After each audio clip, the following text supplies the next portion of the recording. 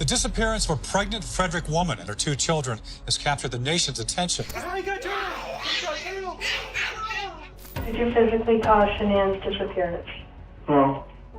Are you lying about the last time you saw Shanann? No. Do you know where Shanann is now? No.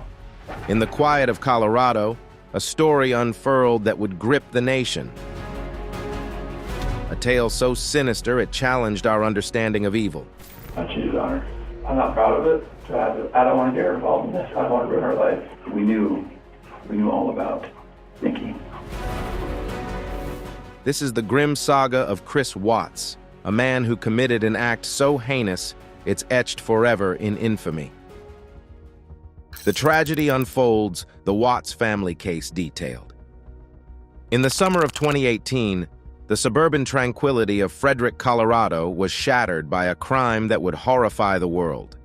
Chris Watts, a seemingly devoted husband and father, was at the heart of this tragedy, which involved the disappearance and murder of his pregnant wife, Shanann, and their 2 young daughters, Bella and Celeste. Shanann Watts, a 34-year-old woman known for her vibrant energy and dedication to her family, was reported missing on August 13, 2018, by a concerned friend. Shanann had been 15 weeks pregnant and was the mother of 4-year-old Bella and 3-year-old Celeste. The disappearance came after Shanann returned from a business trip in the early hours of the morning, only to vanish without a trace just hours later. Initially, Chris Watts appeared on local news pleading for the return of his family, portraying himself as a distraught husband and father. However, inconsistencies in his story and an investigation swiftly turned the tide of suspicion towards him. Within days, Watts was arrested and would soon confess to the unfathomable. The investigation revealed a facade of a happy family was masking deep-seated turmoil. Chris Watts had been having an affair with a co-worker, Nicole Kessinger, who thought he was separated. As the details of his double life began to surface, Watts's motive for the murders appeared rooted in a desire to start a new life without his family. In a chilling confession, Watts admitted to strangling Shanann at their home following a heated argument about their marriage. He then loaded her body and their 2 daughters, who were still alive at the time, into his truck and drove to a remote oil field where he worked. There, he smothered his daughters before disposing of all 3 bodies in a heartbreakingly callous manner, Shanann in a shallow grave and Bella and Celeste in oil tanks. The case took on a gruesome aspect as further details emerged. Text messages between Shanann and her friends revealed her growing concerns over her crumbling marriage and her desperate hopes for reconciliation. Additionally, security footage and investigation findings painted a harrowing timeline of the murders. Chris Watts's trial avoided a potentially lengthy process when he pleaded guilty to multiple counts of first-degree murder, among other charges, in exchange for the removal of the death penalty from consideration. In November 2018, he was sentenced to 5 life sentences without the possibility of parole, plus an additional 48 years for unlawful termination of Shanann's pregnancy and 36 years for disposing of the bodies of his wife and daughters. The Watts family murders prompted a nationwide discussion on domestic violence and the facade of perfection maintained by social media. The public struggled to comprehend how a man could annihilate his family and show no remorse. This case became a harrowing example of the family annihilator profile, raising awareness and questions about the psychological factors leading to such incomprehensible violence. Life behind bars, Chris Watts's new reality. Chris Watts, once a seemingly ordinary family man, found his new reality within the grim confines of a maximum security prison. His actions, which led to the tragic deaths of his pregnant wife and 2 daughters, not only branded him a pariah in the eyes of the public, but also reshaped his existence in incarceration. Here, in a world governed by unspoken rules and a rigid hierarchy, Watts navigates his days under the heavy weight of his crimes. Upon his sentencing in November 2018, Watts was transferred to a Colorado facility before being moved out of state for his safety. His final destination became the Dodge Correctional Institution in Waupun, Wisconsin, a maximum security facility designed to house some of the most dangerous offenders. The necessity of this transfer underscores the peril Watts faces from fellow inmates. In the prison ecosystem, those convicted of harming children are often marked for retribution, finding themselves at the very bottom of the inmate hierarchy. Watts's life in prison starkly contrasts with the freedom he once knew. He is segregated from the general population, a decision made to protect him from potential harm. This protective custody, while keeping him safe from physical violence, subjects him to a different kind of torment: solitude. Watts spends approximately 23 hours a day in a small cell, isolated from meaningful human interaction, a stark departure from his previous life, filled with family noise and chaos. His cell, a sparse and confined space, contains few possessions. Among these, a Bible and several family photos stand out, poignant reminders of the life he obliterated. The irony of his situation is palpable. The photos serve as both a comfort and a cruel reminder of his actions. It is reported that one of his few sanctioned activities is correspondence. Writing letters becomes not just a pastime, but a lifeline to the outside world, a way to maintain a semblance of connection despite the insurmountable barriers his actions have erected. The daily regimen in protective custody is one of strict routine and limited privileges. Watts is allowed out of his cell for a mere hour each day, during which he can shower and exercise, though under the watchful eyes of prison guards. These brief moments of relative freedom are a sharp contrast to the confinement that defines his existence. The interactions with guards are professional, devoid of unnecessary conversation, further emphasizing his isolation. Prison hierarchy and the unwritten codes among inmates shape much of the social dynamics within the walls of Dodge Correctional Institution. Inmates convicted of crimes against children are ostracized and often targeted, making Watts's segregation both a curse and a necessary shield. The hierarchy is unforgiving, and Watts's place within it is clear. He is an outcast, shunned even within the structured outcast system. His status impacts every aspect of his incarceration, from the level of interaction with guards to the way he is perceived by other inmates. Reports suggest that while he is shielded from direct violence, the disdain from other inmates is palpable, a social ostracization that mirrors the contempt he faces from the public outside prison walls. The psychological toll of such existence cannot be understated.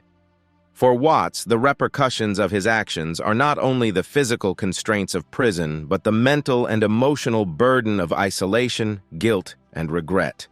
His life in prison is a daily confrontation with the consequences of his actions, a relentless reminder of the family he destroyed and the societal norms he violated.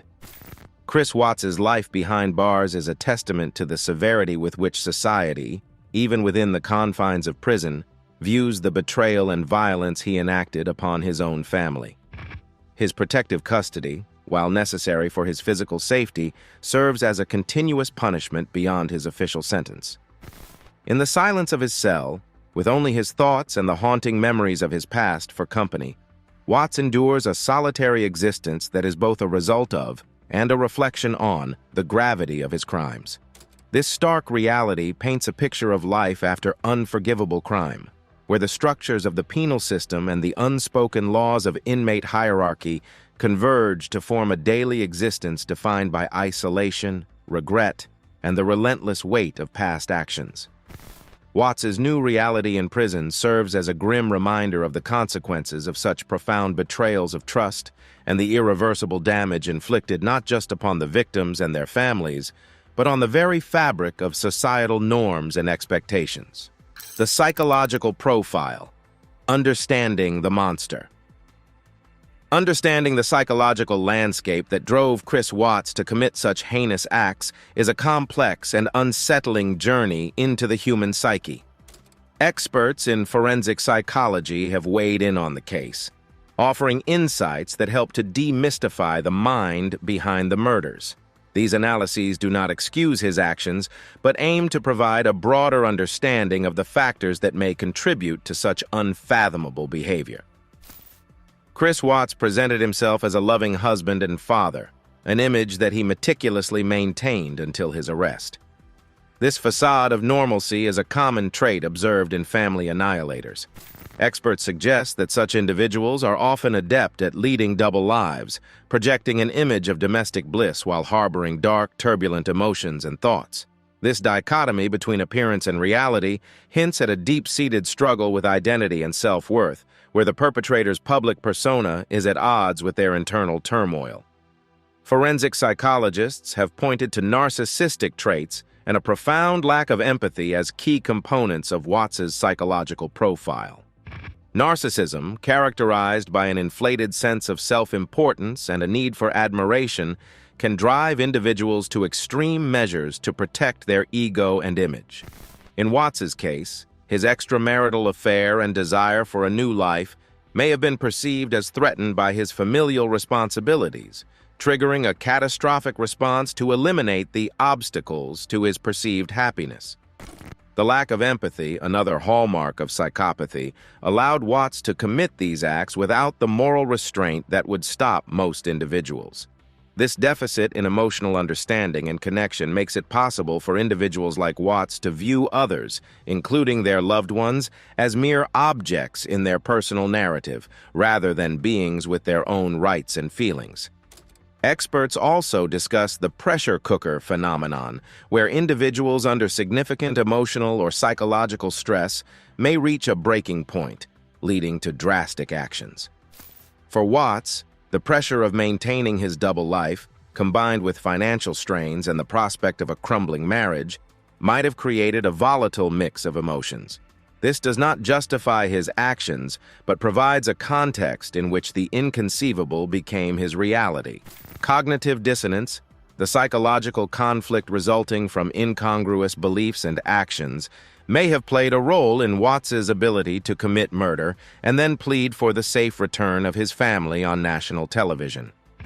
Rationalization, a defense mechanism where controversial behaviors or feelings are justified and explained in a seemingly rational or logical manner, likely allowed Watts to detach from the gravity of his actions, viewing them as a necessary step toward his desired outcome. While individual psychology is a significant factor, experts caution against viewing Watts's actions in a vacuum.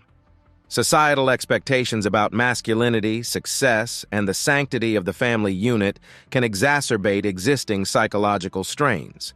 The societal pressure to maintain a facade of a perfect life, particularly in the age of social media, may have contributed to Watts's psychological breakdown. This intersection of personal psychological issues with broader societal norms creates a complex web that can precipitate tragic outcomes. The legal labyrinth, the trial and sentencing.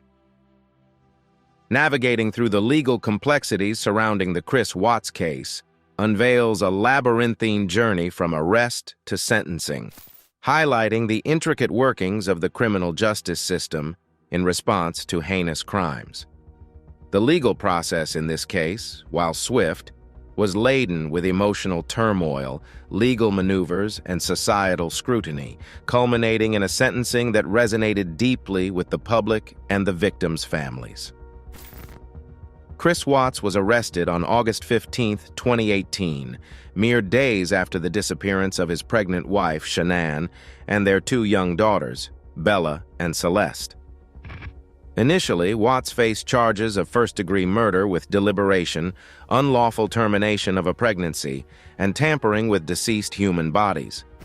These charges were reflective of the brutal nature of the crimes and the calculated manner in which they were carried out. In a turn that both expedited the legal proceedings and spared the families of the victims the agony of a prolonged trial, Watts agreed to plead guilty to all charges on November 6, 2018.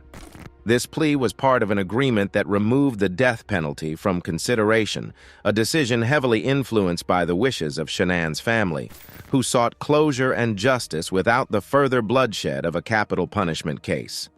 A critical component of the pre-sentencing phase was the psychological evaluation of Watts. This assessment aimed to unearth any underlying psychological issues that could influence the sentencing. However, details of this evaluation were not made public, leaving the motivations and mental state of Watts largely a matter of speculation and expert analysis outside the courtroom. The sentencing hearing held on November 19, 2018, was a poignant moment of reckoning. The courtroom became a conduit for the grief, anger, and disbelief that gripped the victims' families and the public. Through victim impact statements, Shanann's family conveyed the depth of their loss, painting a vivid picture of the lives Watts had callously extinguished.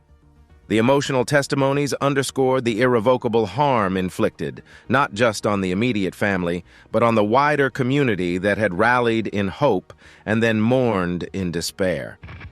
Watts received 5 life sentences without the possibility of parole for the murders of Shanann, Bella, and Celeste, plus an additional 48 years for the unlawful termination of Shanann's pregnancy and 36 years for tampering with the bodies.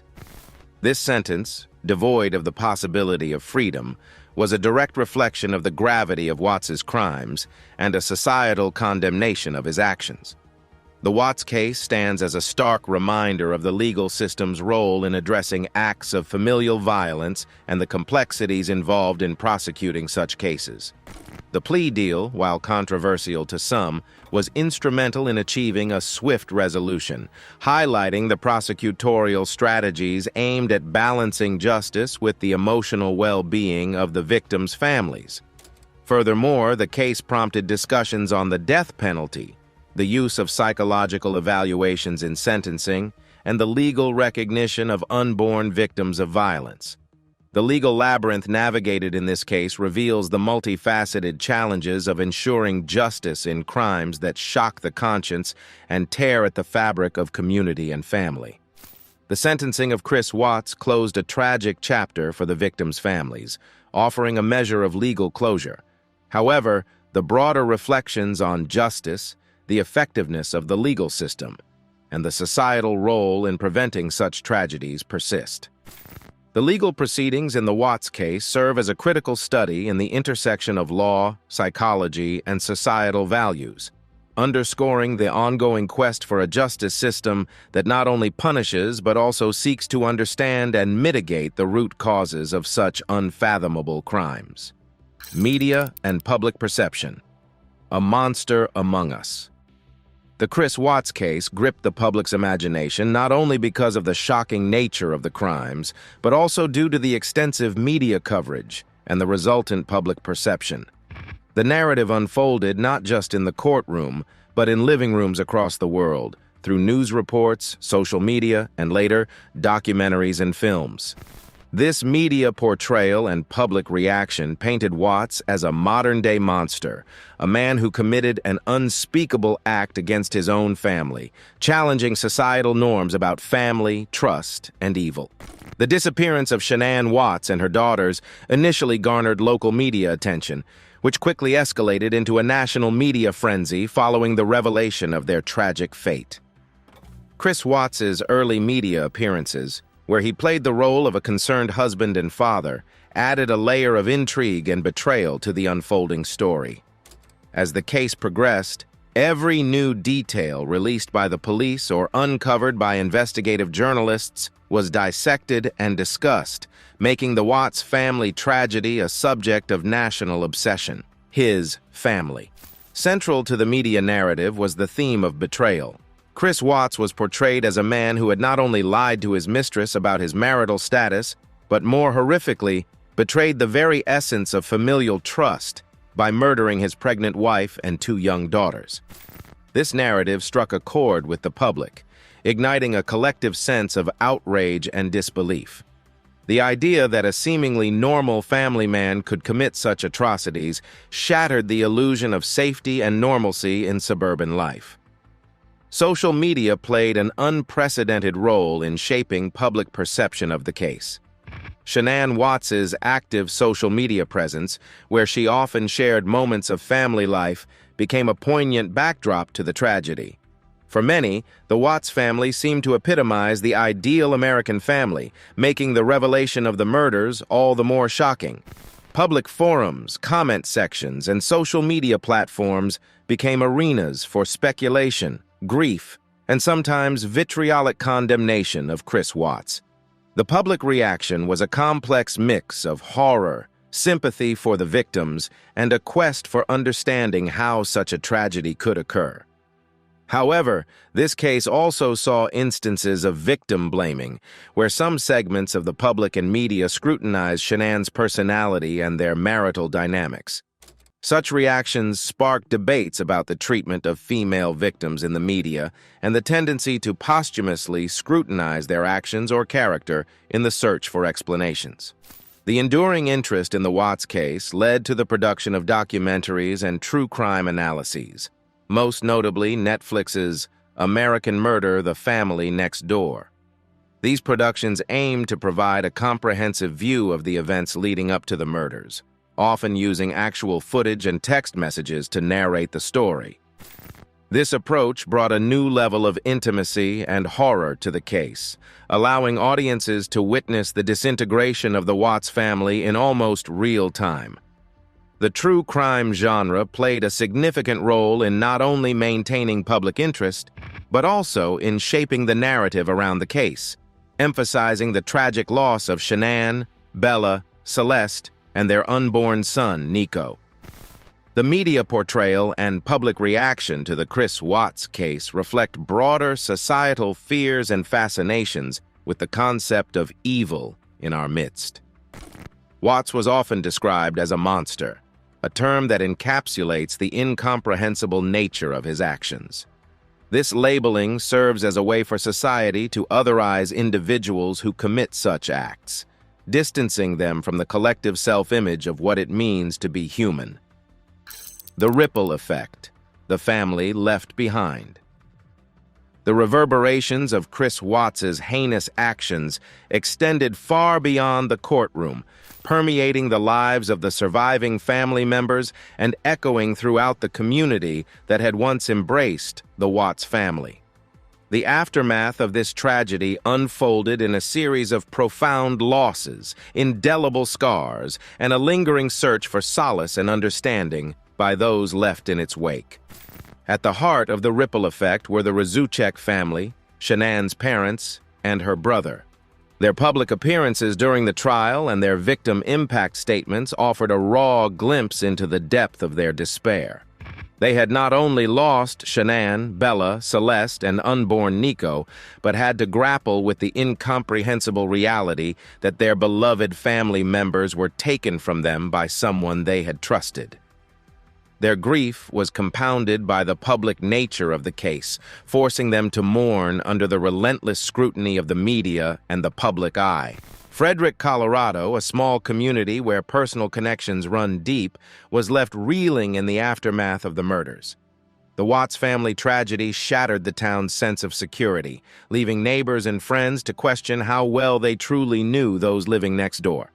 Community vigils and memorials were held, not only as expressions of collective grief, but as attempts to reclaim a sense of unity and support in the face of such darkness. Beyond the immediate circle of family and community, the Watts case left a broader societal impact.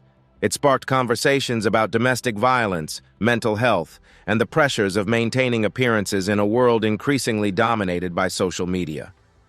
It forced a reckoning with the uncomfortable truth that family annihilation is a phenomenon not as rare as many would hope, leading to discussions about the warning signs and the need for better support systems for individuals in crisis.